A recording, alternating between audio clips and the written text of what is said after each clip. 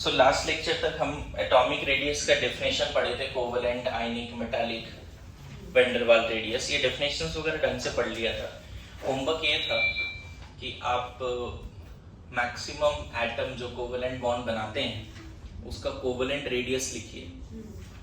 Maximum metals जो metallic bond बनाते हैं उसका मेटालिक रेडियस लिखिए। एंड जनरली फिर मैंने बोला था कि आप वैन डर वाल रेडियस भी लिखिए, वैन डर वाल रेडियस भी लिखिए, है ना। तो आपने इनर्ट गैस तो वैन डर वाल रेडियस होगा भी, अदर एटम का भी van der Waals radius defined होता है। और एक बड़ा इंपॉर्टेंट फार्मूला था कि van der Waals radius of any atom is twice of their covalent radius. In fact 3 radius में, मेटालिक, वैन डर वाल एंड कोवेलेंट में सबसे बड़ा कौन सा रेडियस था? वैन डर वाल। सेम एटम के लिए अगर मान लो एक हाइपोथेटिकल क्वेश्चन पूछा जाए कि ए का वैन डर वाल रेडियस भी है, मेटालिक भी है, कोवेलेंट भी है, तो सबसे ज्यादा value van der Waals radius का आएगा, देन मेटालिक, और सबसे कम आएगा कोवेलेंट। तो अब यहाँ से आगे बढ़ते हैं। लिखो फैक्टर्स अफेक्टिंग एटॉमिक साइज या रेडियस। अब इसी पे क्वेश्चंस बनते हैं बहुत सारे। सबसे पहला फैक्टर बताओ बच्चे, अगर वैलेंस इलेक्ट्रॉन और इनर इलेक्ट्रॉन के बीच में शील्डिंग बढ़ेगा, क्या लगता है? शील्डिंग इफेक्ट या स्क्रीनिंग इफेक्ट बढ़ गया, क्या लगता है बताओ? शील्डिंग इफेक्ट या स्क्रीनिंग इफेक्ट बढ़ गया, क्या होगा? क्या होगा? साइज बड़ा हो जाएगा, छोटा हो जाएगा, क्या होगा बताइए? शील्डिंग और स्क्रीनिंग बढ़ गया तो साइज पे क्या असर होगा इसका?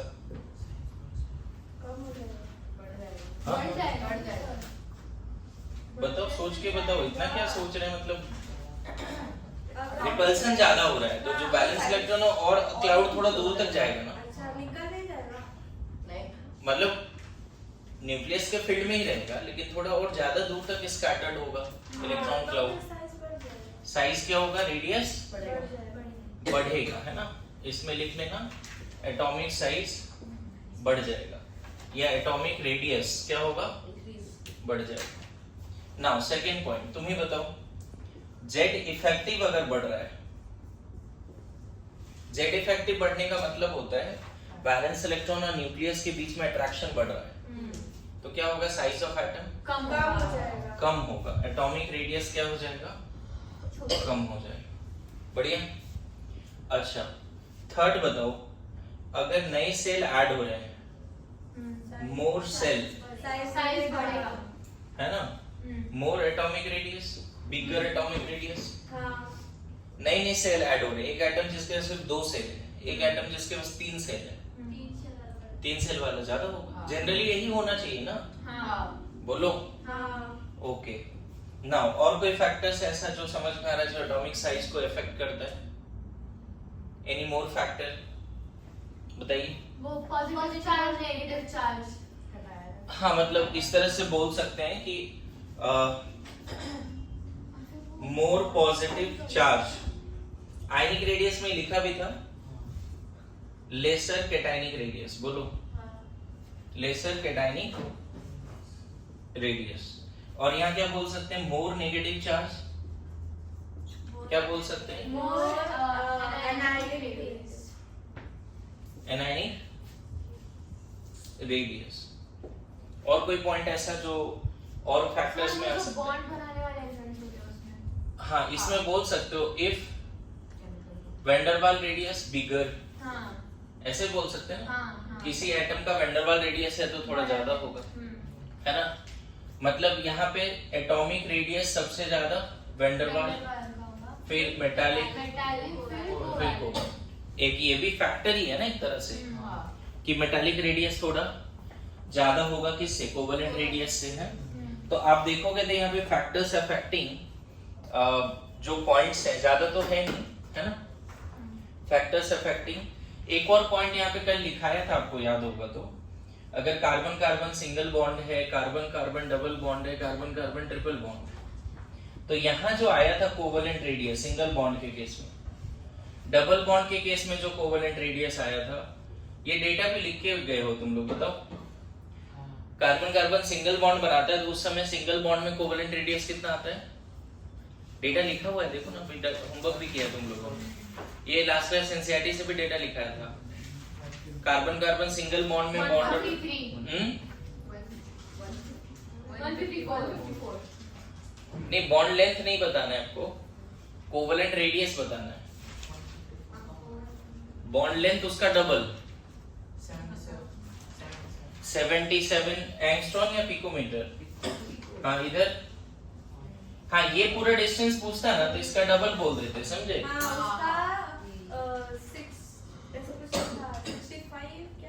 डेटा लिखा हुआ है, देखो ना, कल लास्ट क्लास एनसीईआरटी में लिखाया भी था 67। फिर इसका 60 था बच्चे। हाँ, तुमसे अगर कार्बन कार्बन डबल बॉन्ड का बॉन्ड लेंथ पूछेगा ना तब इसका डबल बोलना। यहाँ ट्रिपल बॉन्ड का बॉन्ड लेंथ पूछे तो इसका डबल बोलना। तो क्या हम ऐसा बोल सकते हैं कि बॉन्ड ऑर्डर मतलब number of bond between two atom. जैसे यहाँ बॉन्ड ऑर्डर 1 है, यहाँ बॉन्ड ऑर्डर 2 है, यहाँ बॉन्ड ऑर्डर 3 है।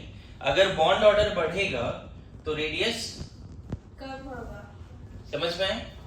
एटॉमिक रेडियस कम होता जाएगा। वो एक पॉइंट यहाँ पे लिखा हुआ है, आप देख सकते हो। ठीक है, जल्दी से 14 पेज निकालो और फैक्टर्स अफेक्टिंग का पॉइंट्स एक बार पढ़ो, फिर हम लोग इस पे ट्रेंड्स पे आते हैं, पीरियोडिक ट्रेंड्स। ऑल्दो हमने पीरियोडिक ट्रेंड्स पहले भी पढ़ा रखा है, लेकिन इस पे भी और बात करेंगे। पीरियोडिक ट्रेंड्स 14 पेज 14, जल्दी 14 पेज निकालिए। देखो, periodic trends of atomic size, periodic trend of atomic size, बादनी periodic trend of atomic size।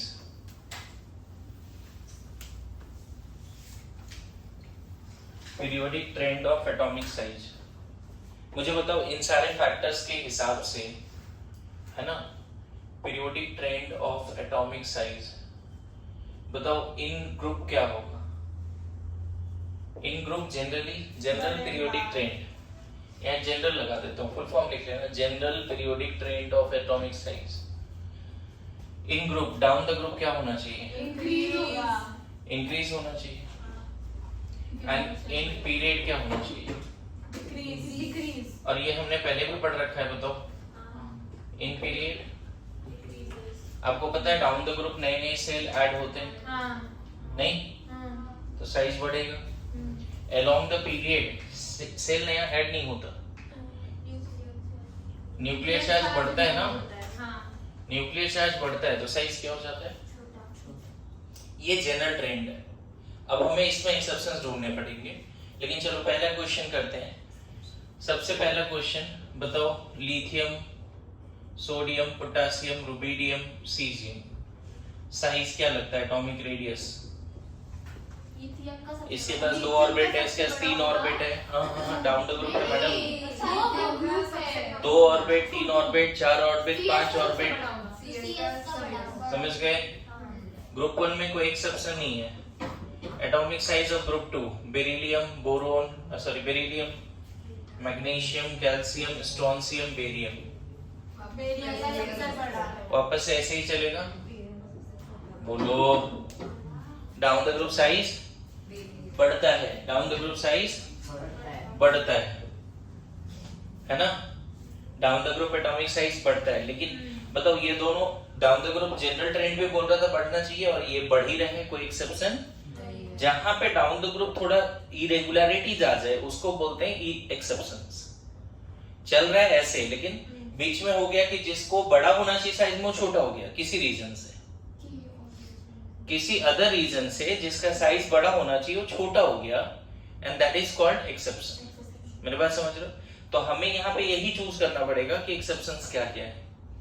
जैसे मुझे बताओ, पीरियड 1 में 2 ही एलिमेंट आता है, हाइड्रोजन एंड हीलियम।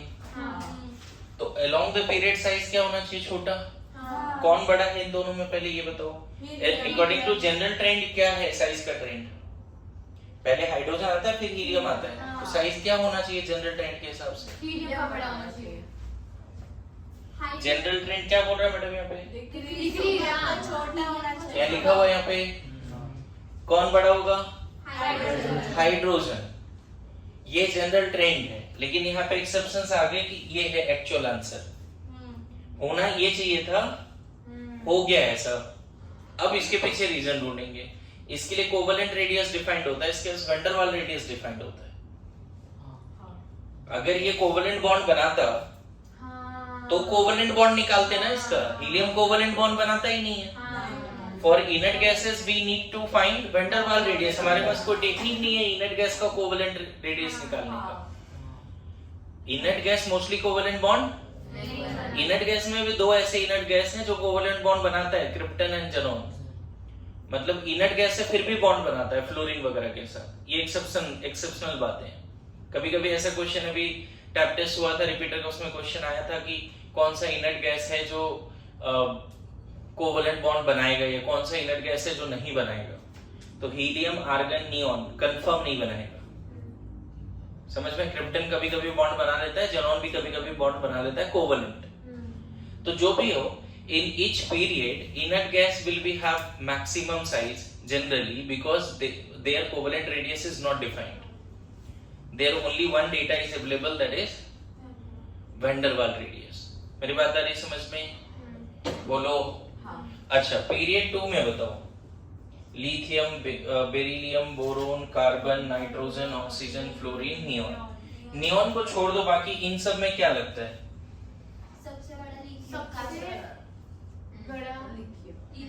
मेरी बात समझ में आ रहा है? सबसे बड़ा लिथियम, फिर है ना? तो इसमें कोई एक्सेप्शन नहीं है बच्चे। अलोंग द पीरियड साइज घटता है, बस ये वाला सामने आ गया। जो सबसे छोटा होना चाहिए नियॉन, वो सबसे बड़ा हो गया। क्योंकि इन सब के लिए कोवेलेंट और मेटालिक रेडियस डिफाइंड है। जैसे लिथियम के लिए मेटालिक रेडियस है, बेरिलियम के लिए कोवेलेंट मेटालिक दोनों डिफाइंड है। क्योंकि बेरिलियम मेटल होते हुए भी कोवेलेंट बॉन्ड बनाता है, आगे सिखाऊंगा मैं। सारे मेटल मेटालिक बॉन्ड बनाते हैं, कुछ मेटल्स मेटालिक बॉन्ड के अलावा कोवेलेंट बॉन्ड भी बनाते हैं। जैसे भी जस्ट बताया ना कि सारे इनर्ट गैस बॉन्ड नहीं बनाते except krypton and xenon. Radon का क्यों नहीं बात करते? क्योंकि रेडियो एक्टिव होता है। रेडॉन बॉन्ड बनाता भी हो तो उसकी केमिस्ट्री क्यों नहीं पढ़ रहे हैं? क्योंकि रेडियो एक्टिव होता है। फॉर द टाइम बीइंग इसके लिए मेटालिक और कोवेलेंट दोनों डिफाइंड है। इन सब के लिए मोस्टली कोवेलेंट डिफाइंड है क्योंकि नॉन मेटल्स है। नॉन मेटल्स के लिए कौन सा रेडियस डिफाइंड है? Covalent. Inert gas will have maximum size in each period, जबकि उसका साइज क्या होना चाहिए? सबसे छोटा होना चाहिए। क्या दिक्कत आ गई इससे? ये क्यों हो गया? क्योंकि वैन डर वाल रेडियस। मेरी बात आ रही है समझ में? बोलो। तो आपको कैसे क्वेश्चंस पूछे जाएंगे नेक्स्ट टाइम? 4 या 5 आइटम दिया रहेगा, बोलेगा साइज सजा दीजिए, डिक्रीजिंग ऑर्डर या यही है पीरियोडिक टेबल। और कभी भी आपको नॉर्मल ट्रेंड नहीं पूछा जाएगा। अगर आपको याद नहीं है, हर क्वेश्चन गलत होके आएगा। आपको यहाँ पे याद करना ही पड़ेगा कि नॉर्मल ट्रेंड के वायलेशंस वाले कौन कौन से एटम्स हैं या ग्रुप्स हैं। मेरी बात समझ रहे हो? Why in each period inert gas is of maximum size? Because their covalent radius is not defined, their van der Waal radius is defined, and van der Waal radius is much greater than covalent radius. ये reason के साथ लिखोगे। तो यहाँ पे सबसे बड़ा क्या हो गया पीरियड 2 में? फिर नॉर्मल ट्रेंड, फिर एक्सेप्शन नहीं है। देखो, फिर एक्सेप्शन नहीं है। सर अगर बीच में कहीं मेटल आ गया, फिर उसके बस मेटालिक रेडियस डिफाइन होगा, तो फिर सेकंड में मेटालिक रेडियस डालेंगे, फिर कोवेलेंट डालेंगे। देखो, ये सोचना सही है, लेकिन जनरल ट्रेंड को ध्यान में रखते हुए ऐसा सोचना है। जनरल ट्रेंड क्या बोल रहा है? लॉन्ग द पीरियड साइज घटता है, तो वो हमेशा डोमिनेटिंग होगा। कहीं कहीं पे वो वायलेशन होगी। मेरी बात समझ लो, कहीं कहीं पे वायलेशन होगी। अब इस पे बात करेंगे, लिखो। सो हर पीरियड में नियॉन गैस क्यों बिगर साइज का है बताओ? क्योंकि उसका वैन डर वाल रेडियस है ना? रेडियस नहीं है। ऐसे मैं एनसीईआरटी का डेटा यहाँ पे देखूं तो लिथियम 152 है पिकोमीटर, ठीक है। साइज कितना है? ये 111 है, ये 88 है साइज। दिस इज 77, 74, नाइट्रोजन 74, ठीक है। Oxygen 66, fluorine 64। गेस करो नियॉन कितना होना चाहिए?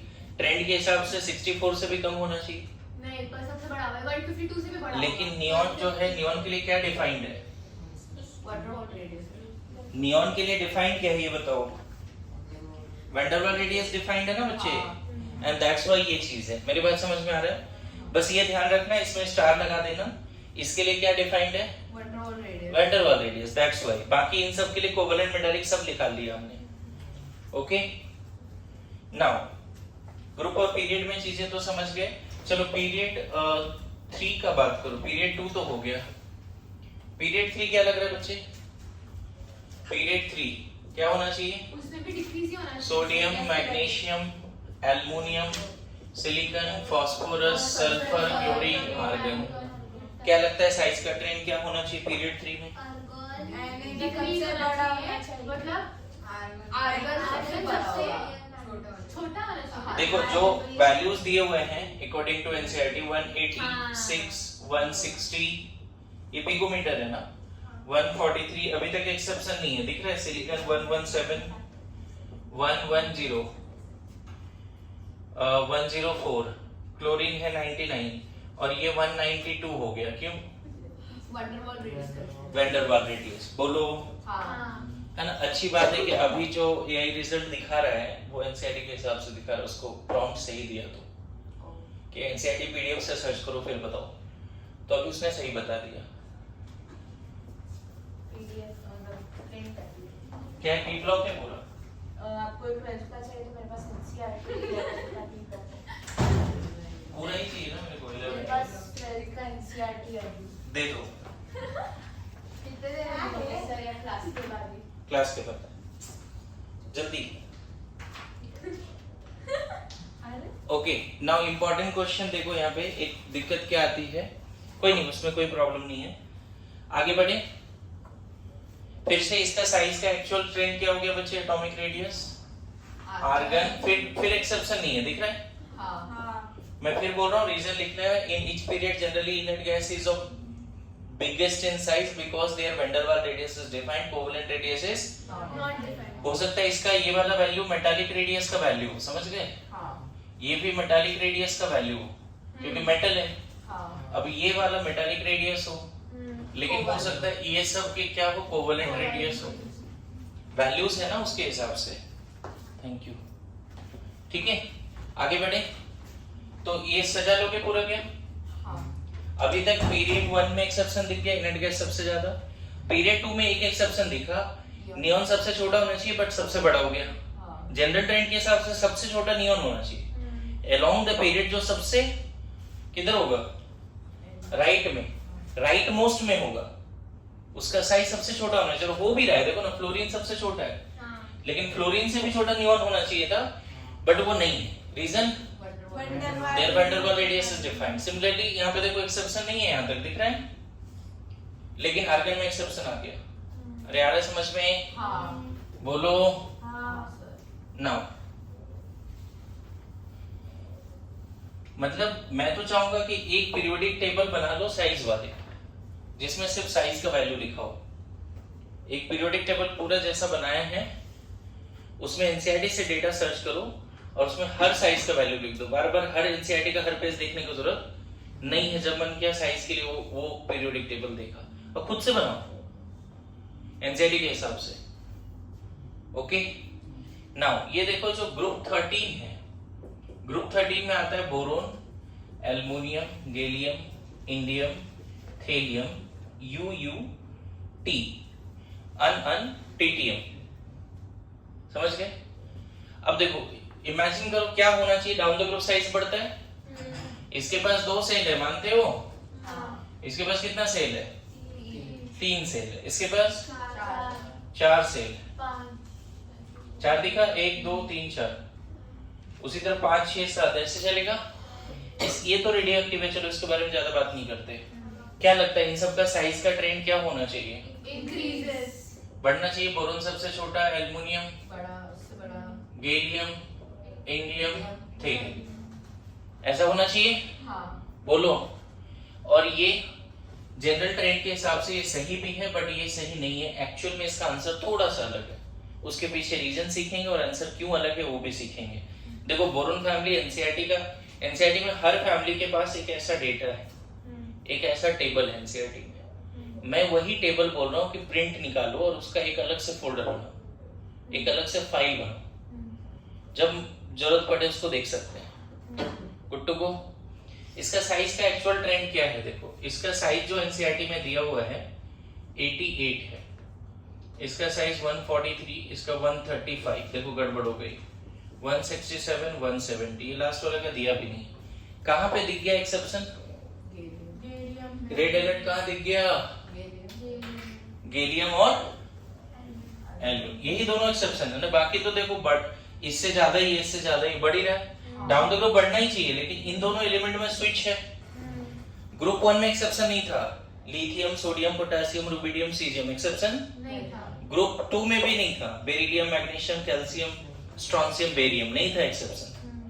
3 पीरियड में इनर्ट गैस को बड़ा कर दिया, थोड़ा एक्सेप्शन था, पीरियड 1, 2, 3 सब में एक्सेप्शन था। अभी ग्रुप 13 में आए हम लोग, फिर से डाउन द ग्रुप ही आ रहे हैं। तो क्या लिख देंगे एटॉमिक साइज यहाँ पे, है ना? ग्रुप 13 का एटॉमिक साइज बताइए। बोरोन सबसे छोटा जरूर है, बस एक स्विच है, देख रहा है? बोलो, उससे ज्यादा स्विच नहीं है। यहाँ पे एक्सेप्शन दिखा हमें। अब ये क्यों दिखा, उसके पीछे लॉजिक अगर कोई पूछे तो उसके पीछे लॉजिक है कि गैलियम को एक बीमारी है या गैलियम के पास एक ब्लेसिंग्स है, जो बोलना है बोलो, जिसको बोलते हैं ट्रांजिशन कॉन्ट्रैक्शन। इसको क्या बोलते हैं? Transition contraction. अब मैं इसको समझाने का कोशिश करता हूं, अगर समझने के मूड में बैठे हो तो देखो। इसका जो कॉन्फ़िगरेशन है क्या बच्चे, 1s2 2s2 2p1। इसका जो कॉन्फ़िगरेशन है 1s2 2s2 2p6 3s2 3p1। कभी कराया है ये कॉन्फ़िगरेशन? इसका कॉन्फ़िगरेशन जो है बच्चे 1s2 2s2 2p6 3s2 3p6, distance wise लिख देता हूं, 3d10 4s2 4p1 4s2। देखो वैलेंस सेल के जस्ट पहले क्या दिख रहा है, यहाँ पे वैलेंस सेल के पहले क्या दिख रहा है? p। यहाँ वैलेंस सेल के पहले क्या दिख रहा है? d। बोलो। अच्छा, इसका कॉन्फ़िगरेशन लिखोगे तो इसका हम ऐसे लिख सकते हैं, देखो क्रिप्टन 4d10 5s2 5p1। थोड़ा सा इनर्ट गैस का हेल्प ले लिया, चलेगा? यहां भी वैलेंस सेल के पहले क्या दिख रहा है बच्चे? D। वैलेंस सेल के पहले क्या दिख रहा है? D। इसका लिख देता हूं, जिनन 4f40 5d10 6s2 6p1 दिख रहा है? एकदम फोकस। वैलेंस सेल के पहले क्या दिख रहा है? DNF दोनों। वैलेंस सेल के पहले क्या दिख रहा है? DNF दोनों। अब देखो यहाँ पे थोड़ा सा जो पार्ट हमने स्क्रीनिंग और सील्डिंग इफेक्ट में पढ़ाई थी, वहां पे कुछ और चीजें समझाना था जो नहीं समझाया, क्योंकि मैं वेट कर रहा था यहाँ समझा दूंगा, है ना? जनरली मैक्सिमम बैचेस में सील्डिंग इफेक्ट के समय ही बात समझा देते हैं। अभी मैं कोशिश कर रहा हूँ यहाँ पे समझा दे ताकि याद भी रहे चीजें। देखिए क्या है कि इन दोनों में कॉन्फ़िगरेशनल डिफरेंस है। क्या डिफरेंस है एल्युमिनियम और गैलियम में? वैलेंस सेल के पहले यहाँ D है क्या? एल्युमिनियम में वैलेंस सेल के जस्ट पहले D नहीं है, और यहाँ पे वैलेंस सेल के पहले क्या है? D है। बोला जाता है कि वैलेंस सेल के पहले अगर D है तो वो वैलेंस इलेक्ट्रॉन को उतना ज्यादा रिपेल नहीं करता। मेरी बात समझना। The ability to screen the valence electron by the inner subshell electron is what? Screening ability का ये ऑर्डर है। देखो स्क्रीनिंग एबिलिटी का ऑर्डर ऐसा है SPDF। ये क्वेश्चन डायरेक्टली पूछा जाता है कि कौन सा सबसेल वैलेंस इलेक्ट्रॉन को, कौन से सबसेल में इलेक्ट्रॉन हो ताकि वो वैलेंस इलेक्ट्रॉन को ज्यादा रिपेल करे। फिर से रिपीट कर रहा हूं, क्वेश्चन क्या है? कौन से सबसेल में इलेक्ट्रॉन हो जो कि वैलेंस इलेक्ट्रॉन को ज्यादा रिपेल करे। मेरे बात समझना। जैसे मान लेते हैं कि वो लास्ट इलेक्ट्रॉन है, उसके जस्ट पहले जो दो लोग बैठे हैं, मान लेते हैं उसके इलेक्ट्रॉन्स कहां पे? S में है। अगर वैलेंस इलेक्ट्रॉन के जस्ट पहले S सबसेल होगा, S सबसेल स्फेरिकल होता है, न्यूक्लियस को अच्छे से कवर कर लेता है। S सबसेल स्फेरिकल होता है, न्यूक्लियस को अच्छे से कवर कर लेता है। फिर से रिपीट कर रहा हूं, वैलेंस सेल के जस्ट पहले अगर S सबसेल है तो वैलेंस इलेक्ट्रॉन को ज्यादा रिपल्सन फील होता है। क्या बोला, समझ में आया? वैलेंस सेल से जस्ट पहले कौन सा सबसेल है? एस सबसेल है, तो वैलेंस इलेक्ट्रॉन को ज्यादा रिपल्सन फील होगा, followed by P D F. मतलब वैलेंस सेल के जस्ट पहले अगर एफ है तो वैलेंस सेल इलेक्ट्रॉन को उतना ज्यादा रिपल्सन फील नहीं होगा। The ability to screen the valence electron by the penultimate subshell will be in this order. So it will have the most. S will have maximum repulsion to the valence electron provided S must be just below the valence cell। मेरी बात समझना। इन दोनों में क्या दिख रहा है बच्चे? वैलेंस सेल के पहले यहाँ P है और यहाँ क्या है? D। ये 10 इलेक्ट्रॉन, इनको सील्ड ही नहीं किया ज्यादा, इनको सील्ड नहीं किया। The ability to shield by D and F electrons are very poor। अब बताओ सील्ड ज्यादा हुआ नहीं तो वैलेंस इलेक्ट्रॉन और न्यूक्लियस के बीच में रिपल्सन ज्यादा हुआ नहीं, तो एक्चुअल में क्या बढ़ गया? अट्रैक्शन बढ़ गया ना, रिपल्सन ज्यादा हुआ नहीं। मतलब यहाँ पे देखो 3 सेल होने के बावजूद भी 135 है, सॉरी 143, और यहाँ पे 4 सेल होने के बाद भी 135 है। मेरी बात समझ रहे हो? यहाँ चारों सेल थोड़ा पास पास आ गए, समझ में आ रहा है? एटलीस्ट आउटर वाला तो थोड़ा पास आ ही गया। यहाँ पे 3 सेल है, 1 2 3, तीनों मिला के डिस्टेंस कितना? 143। यहाँ चारों मिला के डिस्टेंस कितना? 135। एंड वैलेंस सेल के जस्ट पहले डी को ही ट्रांजिशन बोलते हैं, इसीलिए इसको बोलते हैं ट्रांजिशन कॉन्ट्रैक्शन। वैलेंस सेल के जस्ट पहले डी है, इसकी वजह से साइज क्या हो गया? थोड़ा कॉन्ट्रैक्ट। इन दोनों में फिर एक्सेप्शन क्यों नहीं है? क्योंकि यहाँ पे वैलेंस सेल के पहले डी है, यहाँ भी वैलेंस सेल के पहले डी है, एक जैसा है ना। अरे नहीं यार, वैलेंस सेल ये पूरा है, वैलेंस सेल के पहले यहाँ भी डी है, यहाँ भी वैलेंस सेल के पहले क्या है? ये दोनों का कॉन्फ़िगरेशन एक जैसा है, इन दोनों को ट्रांजिशन कॉन्ट्रैक्शन है, तो नया सेल आया, साइज थोड़ा बढ़ गया, दिख रहा है? अच्छा एक चीज देखो, यहाँ पे कितना डिफरेंस है। एक नया सेल आया तो डिफरेंस ठीक ठाक है, यहाँ भी डिफरेंस ठीक ठाक है, यहाँ डिफरेंस थोड़ा कम हुआ।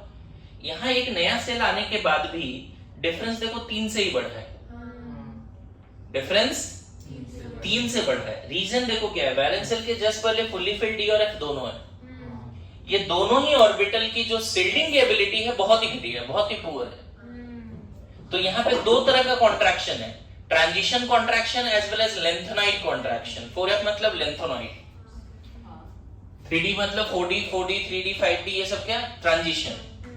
मेरी बात समझ रहे हो? देख रहे हो यहाँ पे साइज कितना बढ़ गया? लगभग 30 से बढ़ा, यहाँ साइज 3 से बढ़ रहा है। ऐसे कैसे? इसके पास कितने ऑर्बिट हैं? 5, इसके पास 6 ऑर्बिट है। 6 ऑर्बिट होने के बाद भी लगभग 5 ऑर्बिट के बराबर है। मेरी बात समझना, इंपॉर्टेंट कंसेप्ट चल रहा है अभी यहाँ पे। बोरोन फैमिली में इन दोनों में एक्सेप्शन क्यों है? आपको उस तरीके से लिखना है कि गैलियम को ट्रांजिशन कॉन्ट्रैक्शन फील करना पड़ रहा है, 4 ऑर्बिट होने के बाद भी पास आ गया वो। मेरी बात आ रही समझ में? अच्छा यहाँ पे ऑलमोस्ट बराबर क्यों है इंडियम एंड थेलियम? इंडियम में ट्रांजिशन कॉन्ट्रैक्शन है, बट थेलियम में ट्रांजिशन एंड लेंथेनाइड कॉन्ट्रैक्शन दोनों है। Lanthanide contraction, transition contraction. अब ये कॉन्ट्रैक्शंस होता क्या है? ये डायरेक्ट एक ऑब्जेक्टिव क्वेश्चन है जो भी यहाँ पे लिख दिया, समझ में आ रहा है? लिख लो, जज्बात लिखो, पहले इतना लिखो फिर मैं लिखाता हूं, जल्दी लिखो। The ability to shield valence electron, the ability to shield valence electron by the penultimate subcell is as follows. The ability to shield valence electron by the penultimate subcell is as follows. ये वाली part, shielding ability ये लिखना है as follows. The ability to shield the valence electron by the penultimate subcell is as follows. लिखा? हाँ। है ना? इसका क्या मतलब है? ये जो भी पॉइंट लिखाया मैंने, इसका क्या मतलब है? तो S की सबसे ज्यादा शील्डिंग ज्यादा है होगी। और फिर देखो ज्यादा दिमाग नहीं लगाना है। मान लो ये वैलेंस इलेक्ट्रॉन है, उसके पहले S सबसेल है, है ना, n-1s है, उसके पहले जो इलेक्ट्रॉन्स है वो कहाँ पे है बच्चे? ये कौन सा वैलेंस इलेक्ट्रॉन? n-1s कैसे? मैं अरे पेनल्टीमेंट देखो सिंपल, ये लास्ट ऑर्बिट है मान लो, उसमें एक इलेक्ट्रॉन है, उसके पहले वाले सेल में अच्छा n-1s ही होगा ना, हाँ n-1, ये कहाँ पे है उससे मतलब नहीं है, ये इलेक्ट्रॉन s में है, p में है, d में है, उससे मतलब नहीं है। वैलेंस सेल के जस्ट पहले अगर ns होगा तो इसको ज्यादा रिपल्सन मिलेगा।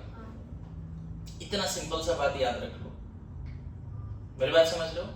वैलेंस सेल के जस्ट पहले, जैसे मान लो लास्ट एकदम इलेक्ट्रॉन है लास्ट, उसके जस्ट पहले अगर ns सबसेल में इलेक्ट्रॉन है तो वैलेंस सेल को ज्यादा रिपल्सन मिलेगा। गुड टू गो।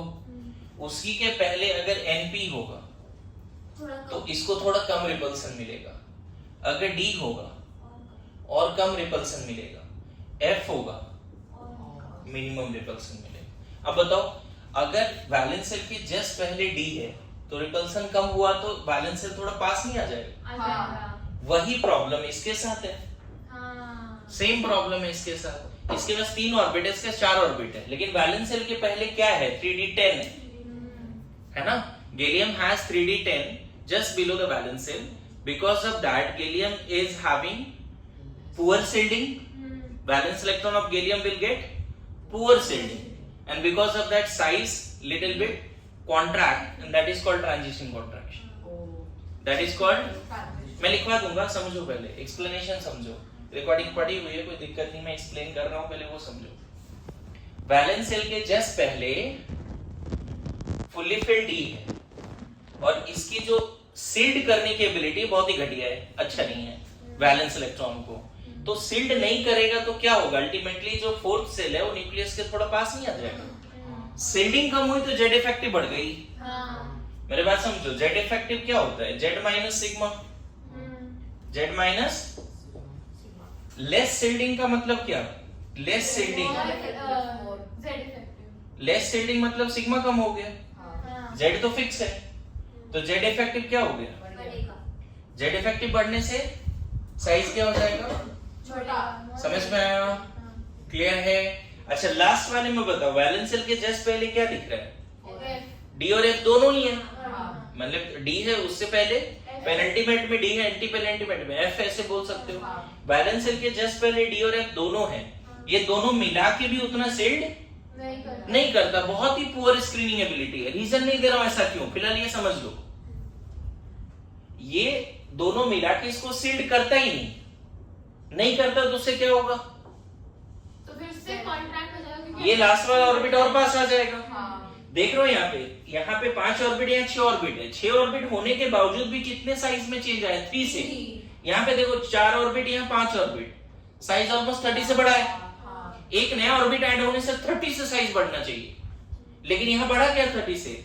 अगर कोई पूछे कि इंडियम थेलियम ऑलमोस्ट बराबर क्यों है, तो आपको लिख के आना कि थेलियम के पास 2 तरह के कॉन्ट्रैक्शंस हैं, lanthanide contraction as well as transition contraction. आपसे पूछे एल्युमिनियम गैलियम में, गैलियम बड़ा होना चाहिए क्योंकि उसके पास 4 ऑर्बिट है, फिर भी गैलियम छोटा है एल्युमिनियम से। ट्रांजिशन कॉन्ट्रैक्शन होता है। समझ में आया? बोलो, लिखो। If ऐसे लिखो, in gallium there is fully filled D just below the valence shell. In gallium there is fully filled D, bracket में 3d10 भी बोल सकते हो। In gallium there is fully filled D just below the valence shell, just below the valence shell, and the ability to shield or screen, and in gallium there is fully filled D just below the valence shell, and the ability to shield or screen or repel, the ability to shield or screen or repel by 3d electrons to the valence electron is very poor. The ability to shield, screen or repel by 3d electrons to the valence electron is very poor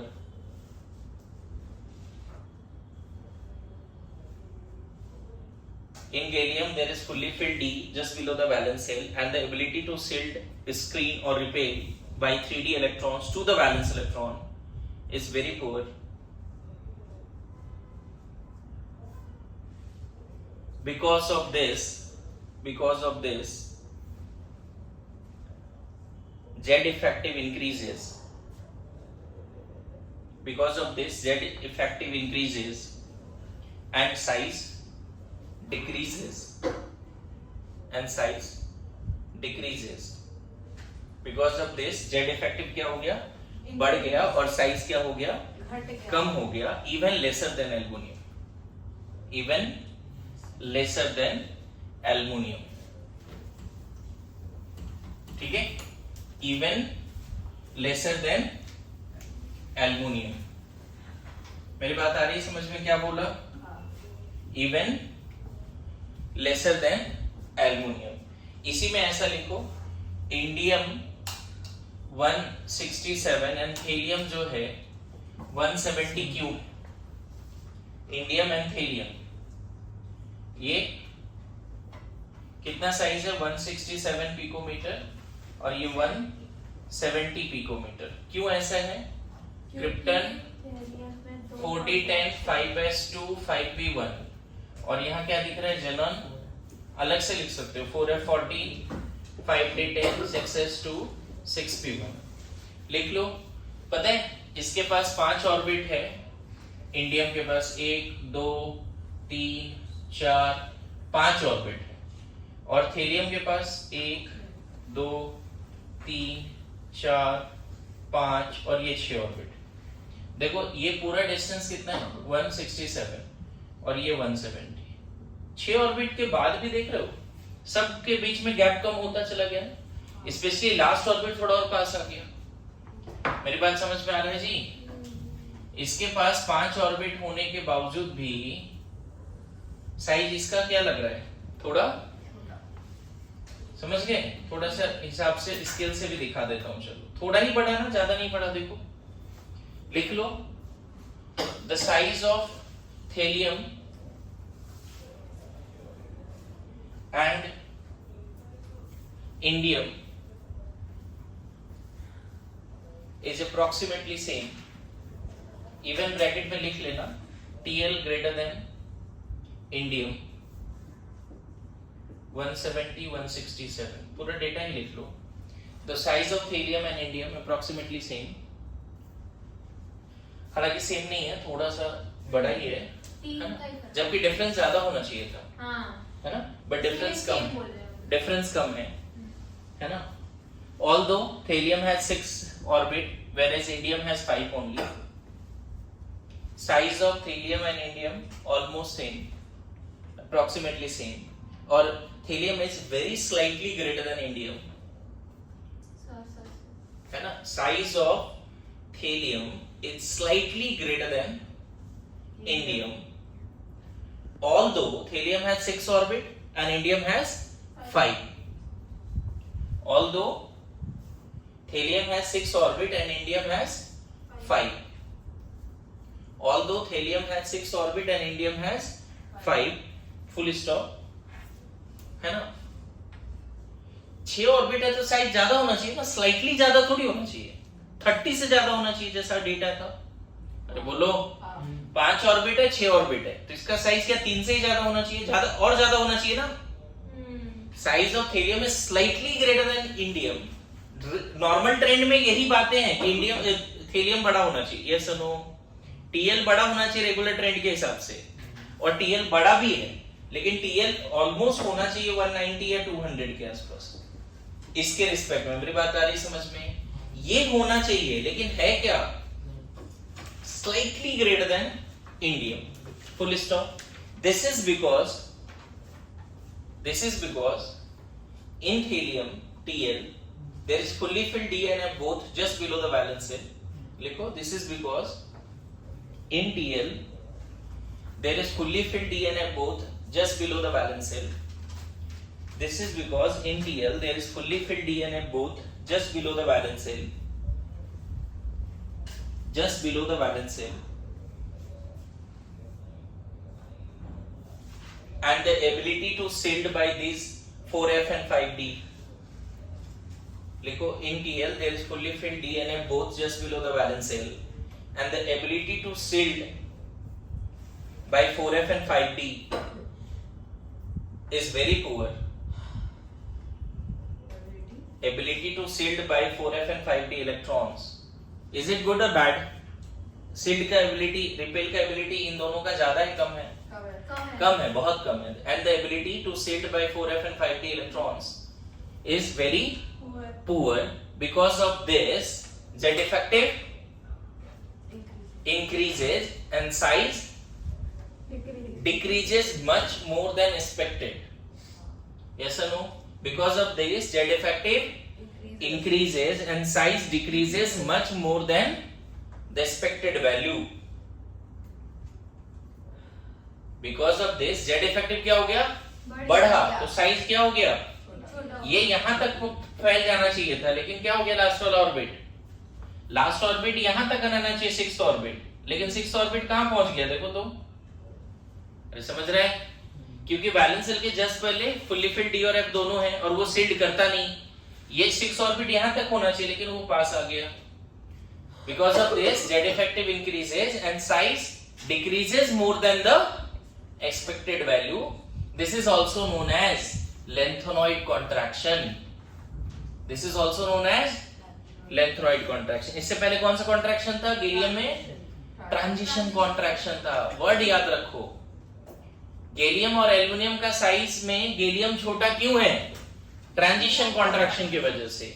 indium और TL के size में indium थोड़ा ही ज्यादा क्यों है, जबकि बहुत ज्यादा होना चाहिए?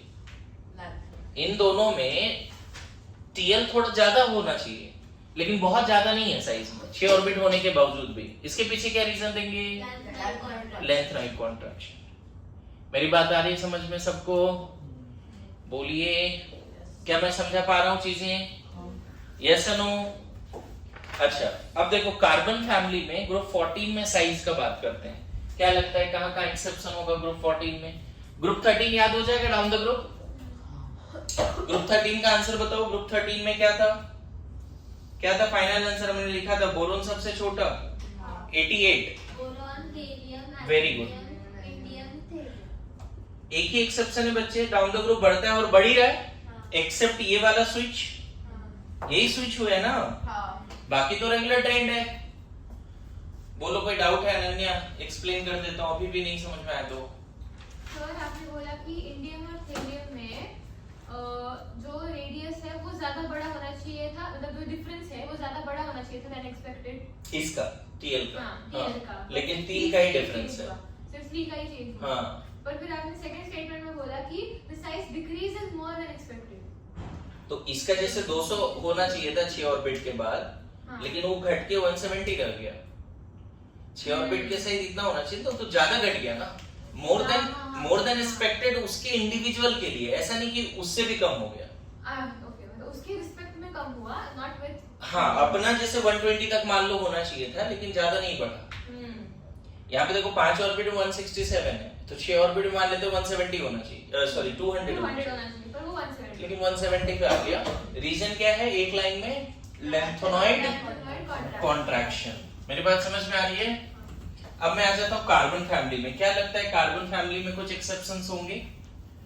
जैसे कार्बन फैमिली क्या क्या है बताओ? Group 14 carbon, silicon, germanium, SN, Pb, है ना. मैं एग्जैक्ट डेटा लिख देता हूं, आप देखो. नॉर्मली क्या होना चाहिए? कुछ नहीं दिया हुआ है, कुछ नहीं एक्सेप्शन है, तो हम बोलते हैं डाउन द ग्रुप बढ़ता है. चेक करते हैं डेटा, मेटालिक रेडियस और कोवेलेंट रेडियस यहाँ दिया हुआ है. चेक करते हैं कहीं वॉल्यूशन है या नहीं. देखो यहाँ तो नहीं. जो एल्युमिनियम गैलियम में था, बोलो boron, aluminium, gallium, indium, thallium, याद करो इन दोनों में था. यहाँ नहीं है, दिख रहा है? यहाँ पे बढ़ा, थोड़ा ही बढ़ा, लेकिन बढ़ ही गया है ना.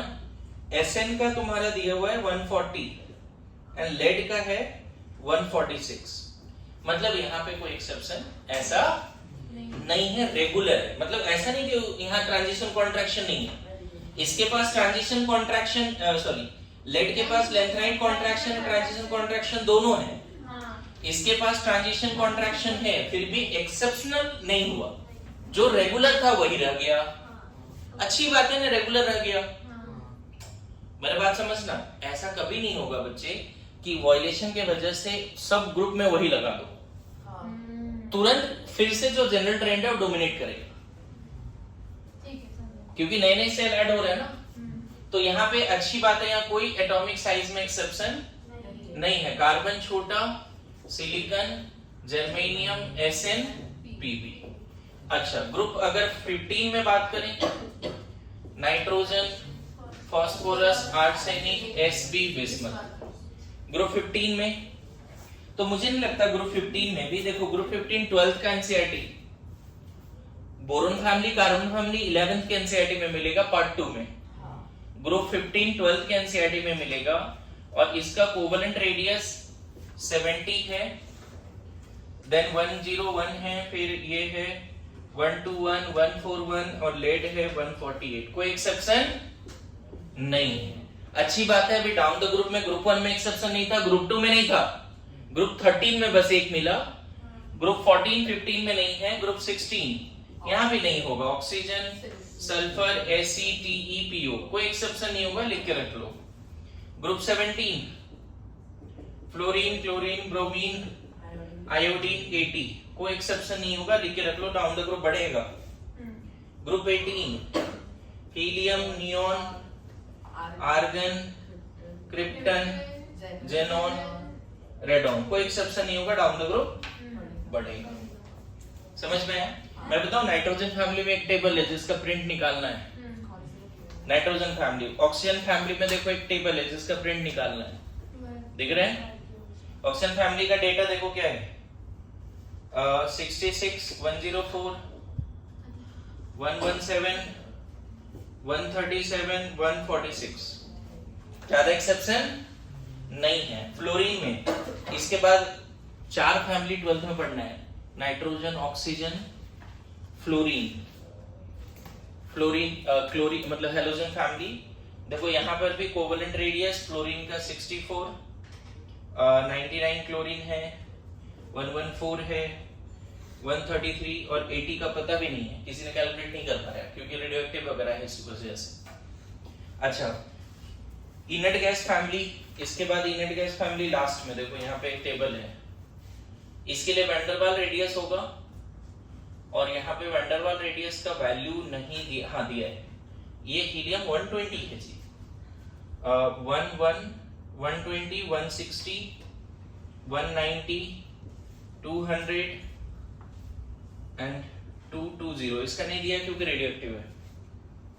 सारी इनर्ट गैस का मैंने वैल्यूज लिख दिया बच्चे, देख लो आप एनसीईआरटी से। क्लियर है? बोलो।